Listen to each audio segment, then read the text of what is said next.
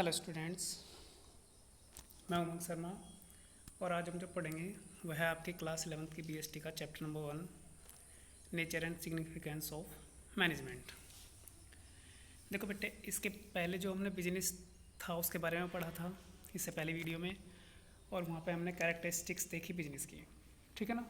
जहाँ पे हमने पढ़ा कि जो बिजनेस है उसका मेन मोटिव प्रॉफिट अर्निंग होता है। रियल बात है, क्योंकि अगर हम प्रॉफिट नहीं कमाएंगे तो हम बिजनेस चलाने का हमें फ़ायदा क्या मिलेगा, ठीक है। तो प्रॉफिट नहीं कमाएंगे तो बिजनेस को हम बढ़ा कैसे सकेंगे, उसी प्रॉफिट से तो बढ़ाएंगे, उसी की डिपेंडेंसी तो सारी है। लेकिन क्या केवल बिजनेस का प्रॉफिट कमाना ही मेन ऑब्जेक्टिव है? अगर आपके पास जो शुगर मिल है वो केवल प्रॉफिट कमाने पर ही लग जाए, उसे पब्लिक का ध्यान ही ना रहे, आसपास अपनी सोसाइटी का ध्यान ही ना रहे कि वहाँ से जो गंदा पानी निकल रहा है वो किसी तरीके की बीमारी फैला सकता है, किसी फसल को नुकसान दे सकता है, वो ऐसे ही निकालना शुरू कर दे, तो क्या हम लोग उसे निकालने देंगे? सोसाइटी इसकी परमिशन देगी? नहीं देंगी। तो यहाँ पर उसके अपनी सोसाइटी के प्रति भी कुछ जो है ना रेस्पॉन्सिबिलिटीज़ हैं, जो उसके वहाँ पे एम्प्लॉयज़ काम कर रहे हैं उसके प्रति भी उसकी कुछ रेस्पॉन्सिबिलिटीज़ हैं, और अपना जो बिजनेस है अपने आप के प्रति भी उसकी कुछ रेस्पॉन्सिबिलिटीज़ हैं, ठीक है ना। तो हम उन सब के बारे में डिस्कशन करेंगे। पढ़ते हैं इसके मल्टीपल ऑब्जेक्टिव्स, ठीक है। Objective are the end towards which the activities of the business is directed. जिस ओर आप बिजनेस को लेकर के चल रहे हैं उसका एंड रिजल्ट जो होगा वही आपके बिजनेस के ऑब्जेक्टिव को ले जाएंगे।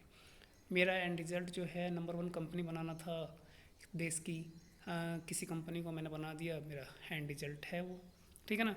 अब उसके बाद रिजल्ट चेंज होते रहेंगे, जो आपके गोल हैं वो हमेशा चेंज होते रहते हैं। देखो, मैं नंबर 1 पोजीशन पे पहुंच गया, उसके बाद नंबर 1 पोजीशन पे वर्ल्ड में नंबर 1 पे लेके जाना, उसके बाद वहाँ पर बनाए रखना, ठीक है ना। तो देखो होगा क्या कि these are the goals establish to guide the effort of the company. ये जो आपके गोल्स होते हैं यही कंपनी को जो है ना एक तरीके से गाइड करते हैं, उनकी एफर्ट्स को जो है ना एक तरफ लेकर के चलते हैं, ताकि वो उस और जो है ना फोर्स कर सके अपनी सारी जो भी उसकी रिसोर्सेज हैं उन्हें, ठीक है ना। As far as possible a businessman must set up specific objective. अब हर बिजनेसमैन करता क्या है कि जितना भी पॉसिबल हो सके अपनी कैपेसिटी के अकॉर्डिंग एक जो है ना अपना टारगेट सेट कर लेगा, एक गोल सेट कर लेता है। Objective should not be set up the general terms. Objective का मतलब ये नहीं है कि आपने जनरल टर्म्स सेट कर लिए हों, जैसे कि the specific objective of the firm can be. अगर कोई फर्म का स्पेसिफिक ऑब्जेक्टिव है वो क्या हो सकता है, ठीक है ना, सेल को 10% बढ़ाना इस साल, बस किसी भी तरीके से बढ़ाया जाए। Whereas general objective can be, general objective कौन सा हो सकता है, इंक्रीज इन सेल। देखो जनरल ऑब्जेक्टिव में क्या रहा कि मुझे सेल बढ़ानी है, वो 2% बढ़ जाओ, 1% बढ़ जाओ, 4% बढ़ जाओ, ठीक है ना। लेकिन जो स्पेशल जो आपका ऑब्जेक्टिव था वो क्या था कि कम से कम 10% तो बढ़ानी है, ठीक है ना। The business man always have multiple objective. Business के पास हमेशा कई ऑब्जेक्टिव होते हैं। They can not follow only one objective, कि किसी एक ऑब्जेक्टिव को फॉलो नहीं करते हैं। All objectives are important but most important objective of the business is earning profit. Business के ऑब्जेक्टिव तो बहुत हैं लेकिन सबसे ज़्यादा इंपॉर्टेंट बनता है प्रॉफिट कमाना। क्यों? क्योंकि अगर प्रॉफिट नहीं होगा तो बिजनेस आगे नहीं बढ़ पाएगा। Earning profit is important and the prime prime का मतलब है यहाँ पर प्राइमरी ऑब्जेक्टिव, ठीक है ना, of every business, but it can be sole and the only objective of the firm. देखो बेटे, किस कैन नॉट बी, सॉरी मैं गलत पढ़ गया था। इसने कहा है कि प्रॉफिट जो है एक इम्पोर्टेंट ऑब्जेक्टिव है, किसी और प्राइमरी पहला ऑब्जेक्टिव है, लेकिन केवल प्रॉफिट कमाना ही बिजनेस का ऑब्जेक्टिव नहीं होता, उसके अलावा भी उसके कुछ ऑब्जेक्टिव होते हैं। कौन कौन से हैं वो ऑब्जेक्टिव? 3 तरीके के होते हैं। पहला होता है इकोनॉमिक, दूसरा सोशल, और थर्ड होता है आपका ह्यूमन और इंडिविजुअल ऑब्जेक्टिव, ठीक है ना। आप इसे ऐसे भी याद कर सकते हैं, बस ये देखो मैं बता दे रहा हूँ जो इकोनॉमिक ऑब्जेक्टिव हैं, क्योंकि चलो वो खैर 12th की बात है वो नहीं करते इसमें, ठीक है ना। इकोनॉमिक एक्टिविटी आपके ऑब्जेक्टिव के बारे में हम यहाँ पर बात करेंगे। सबसे पहले इकोनॉमिक ऑब्जेक्टिव जो उसके अपने खुद की ऑर्गेनाइजेशन के, अपने खुद के बिजनेस के बारे में जो उसके हैं ऑब्जेक्टिव, जो उसका उद्देश्य अपने बारे में होंगे, वे क्या होंगे? वे 3 होते हैं। इसे हम लिख सकते हैं GPS के नाम से याद कर लें, शॉर्ट फॉर्म इसकी GPS, ठीक है ना। देखो बेटे, जो इकोनॉमिक ऑब्जेक्टिव्स हो गए वो हो गए आपके GPS। G for growth, P for profit, S for survival, ठीक है ना। समझेंगे GPS क्या है, ठीक है ना।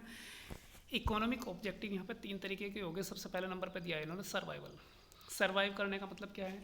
क्या कोई बिजनेस बस आप इसीलिए करोगे कि ठीक है आज हमने ज़्यादा प्रॉफिट कमा लिया, अब कल क्या हो हम उससे कोई मतलब नहीं है।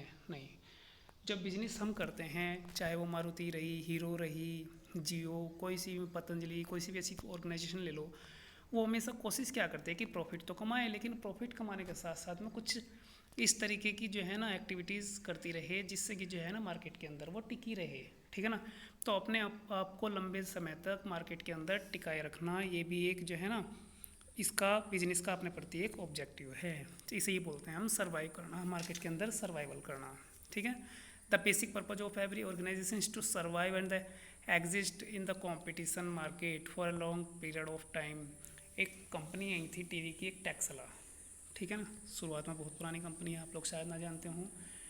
उसके ब्लैक एंड वाइट टीवी, जो शटर वाले टीवी थे, वे थे। थोड़ा बहुत उसने इंप्रूवमेंट भी लाया, बिना शटर के वाले भी आए उसके थोड़े, लेकिन ब्लैक एंड वाइट टीवी थे। मार्केट के अंदर कलर टीवी आ गए, एलईडी एलसीडी आ गई, सॉरी, लेकिन वो वही पुराने टीवी बनाए गई। हुआ क्या? उसका रिजल्ट उसे ये भुगतना पड़ा कि वो मार्केट में अपने आप को सर्वाइव नहीं कर पाई, टिकाए नहीं रख पाई।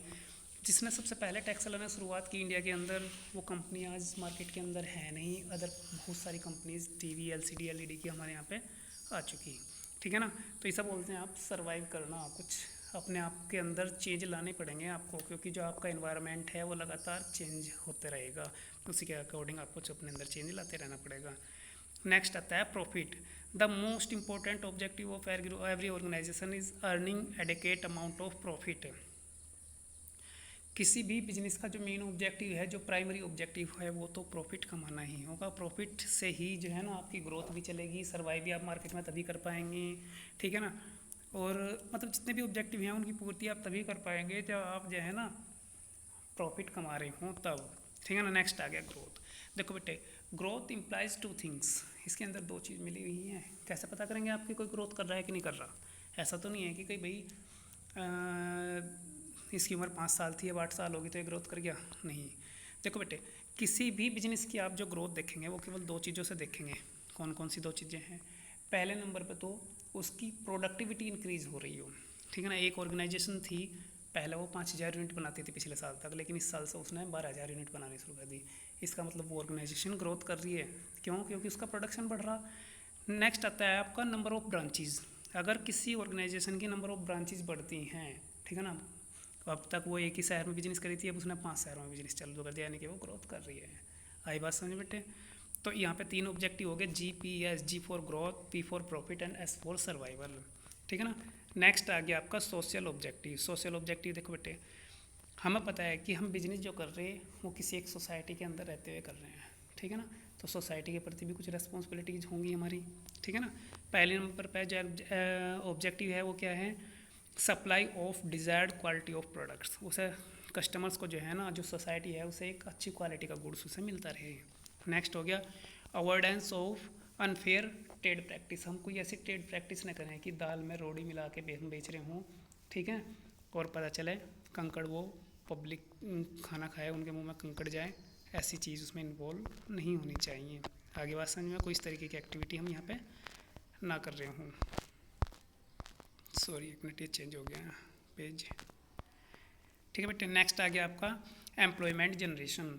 आपने देखा होगा कोई सा भी शुगर मिल ले लो या कोई अपने आसपास की कोई भी फैक्ट्री ले लो, उसमें जनरली जो लोग काम करते हैं वो वहीं आसपास के ही काम करते हैं। तो क्यों? क्योंकि अपनी सोसाइटी के प्रति उसका एक दायित्व है, अपनी एक रेस्पॉन्सिबिलिटी है, अपना एक ऑब्जेक्टिव है कि जिस सोसाइटी के अंदर वो वर्क कर रहा है वहाँ पे जो है ना कोई बेरोजगारी जो हो कम से कम हो, वहाँ पे एम्प्लॉयमेंट ज़्यादा से ज़्यादा जनरेट होता रहे, वहाँ के लोगों को रोज़गार मिलता रहे। तो कोशिश क्या करती है कि वर्कर जो है वर्कफोर्स बाहर से ना लेकर आके वहीं से सोसाइटी से ले लेगी। ठीक है ना? सोशल सर्विस और कम्युनिटी सर्विस। देखो बेटे, सोशल सर्विसेज कोई भी आपकी NGO की कोई स्कीम हो, गवर्नमेंट की कोई ऐसी स्कीम हो, कोई चैरिटेबल हॉस्पिटल है, ठीक है ना, आपका कोई डिस्पेंसरी है, स्कूल है, उन सब में आर्थिक सहायता देना, उनमें सपोर्ट करना। जैसे कोरोना के टाइम पर आपने देखा होगा कि बहुत सारे बिजनेसेस ऐसे थे जो उभर के आए, उन्होंने कोरोना के लिए सेंटर खोले, ठीक है ना। तो इस तरीके की जो एक्टिविटीज़ हैं उनमें पार्टिसिपेट करना भी बिजनेस का मेन ऑब्जेक्टिव और एक ऑब्जेक्टिव है। ठीक है ना। अवॉइडेंस ऑफ पॉपुलेशन, ठीक है ना, सॉरी, अवॉइडेंस ऑफ पॉल्यूशन, ठीक है।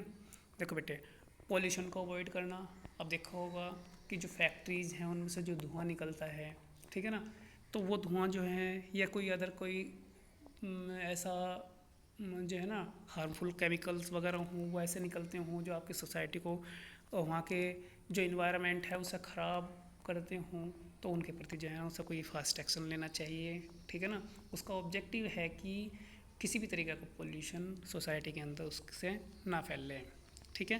थर्ड नंबर पर बात करते हैं हम इसे बोलते हैं ह्यूमन ऑब्जेक्टिव्स या फिर इंडिविजुअल्स ऑब्जेक्टिव। देखो बेटे, इंडिविजुअल ऑब्जेक्टिव कौन से ऑब्जेक्टिव होते हैं? वे ऑब्जेक्टिव जो बिजनेस के अपने खुद के वर्कर्स के प्रति हैं, ठीक है ना, उसकी भी तो कुछ उस रेस्पॉन्सिबिलिटी होंगी अपने एम्प्लॉयज़ के प्रति। और क्या क्या हैं? प्रोवाइडिंग गुड वर्किंग कंडीशंस, अपने जो वर्कर्स हैं उन्हें एक ऐसी कंडीशन प्रोवाइड कराया जाए ताकि उनका काम करते हुए मन लगे, ऐसा ना हो कि वो जो है ना वहाँ पे जो है किसी तरीके से गुस्सा हो का काम कर रहे हों, ठीक है ना, या फिर जो है ना मन खुश रहना चाहिए, मतलब कुल मिलाकर उनका। Payment of competitive and satisfactive wage and salaries, wages और सैलरी जो उन्हें पे की जाए वो कॉम्पिटिटिव हो, मार्केट में जो रेट चल रहा हो लगभग उसी रेंज में हो, उससे कम ज़्यादा ना हो, ठीक है ना। अच्छा देखो, यहाँ पे एक और चीज़ लिख सकते थे हम, चलो खैर छोड़ दो, नहीं है तो इसमें लिखा है कि personal growth and development of employees. आपको ध्यान रखते रहना चाहिए कि जो आपके एम्प्लॉयज़ हैं उनकी पर्सनल डेवलपमेंट भी होते रहे, जैसे कि सोशल सिक्योरिटी स्कीम है, समझते हो क्या होती है? नहीं समझे? देखो बेटे, एक आपको पता होगा कि कोई गवर्नमेंट जॉब से रिटायर होते हैं, किसी बड़ी जॉब से आप रिटायर होंगे अच्छी कंपनी से, तो वहाँ पर होगा क्या, आपको फंड मिलता है, जिसे हम बोलते हैं कि बहुत से रिटायरमेंट पर फंड मिला, तो वो होता है प्रोविडेंट फंड बोला जाता है, सही नाम उसका होता है एम्प्लॉयज़ प्रोविडेंट फंड, ठीक है ना। बताऊँगा ये क्या चीज़ होती है आने वाले टाइम में भी, ठीक है ना। तो इस तरीके की जो स्कीम्स हैं अपने एम्प्लॉयज़ को उनका बेनिफिट बताया जाए, ठीक है ना, उनके बारे में समझाया जाए, ठीक है। Peer recognition and respect by increasing employees. देखो बेटे, एम्प्लॉयज़ को जो है ना इनक्रेज करना और उन्हें पीयर देना, यानी कि जो है ना अच्छा सम्मान देना, ठीक है ना।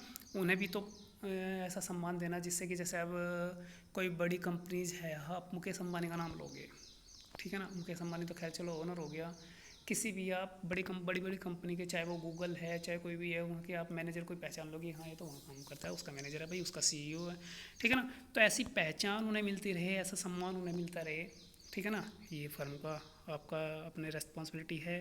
Providing special benefits such as housing facility, medical facility, free education of children, इस तरीके की फैसिलिटीज़ जो है ना वो उन्हें प्रोवाइड कराता रहे, ठीक है बेटे। ये थे इनके ऑब्जेक्टिव, इन्हें अच्छे से पढ़ लेना है आपको, ठीक है बाबू।